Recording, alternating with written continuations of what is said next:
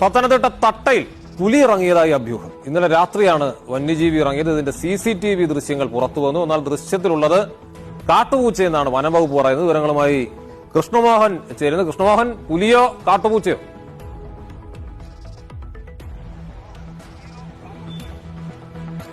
അബ്ജോദെ, കാട്ടാന, പുലി ഇതൊക്കെ സജീവമായ ഒരു ജില്ലയാണ്. അതുകൊണ്ട് തന്നെ വനമേഖലയും കൂടുതലാണ്. അതുകൊണ്ട് ആളുകൾക്ക് എപ്പോഴും ആശങ്കയാണ്.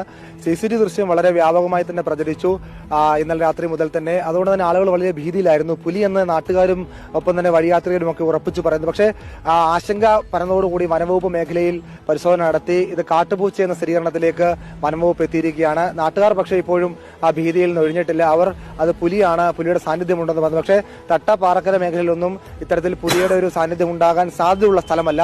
പക്ഷെ നമുക്ക് പറയാൻ സാധിക്കില്ല. അതുകൊണ്ട് നാട്ടുകാരുടെ ആശങ്ക തള്ളിക്കളയുന്നില്ല. പക്ഷെ വനംവകുപ്പ് ആ പ്രദേശമാകെ അരിച്ചു പറക്കി CCTVയും കാര്യമായി തന്നെ പരിശോധിച്ചു. അവർ പറയുന്നത് അതൊരു കാട്ടുപൂച്ചയാണ്, മറ്റ് ആശങ്കയ്ക്ക് അടിസ്ഥാനമില്ലെന്നാണ് വനംവകുപ്പിന്റെ വിശദീകരണം. അബ്ജോദ്.